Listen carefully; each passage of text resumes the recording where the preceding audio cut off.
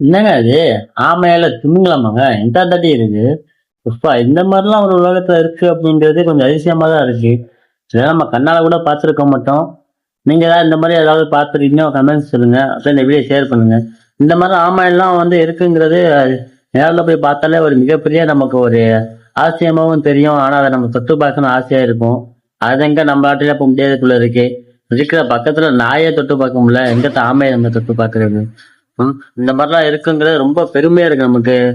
இயற்கையான ஒரு உலகத்துல மறைஞ்சு இருக்கு அப்படிங்கிறது நமக்கு அதிகமா தெரியப்படுத்துறது.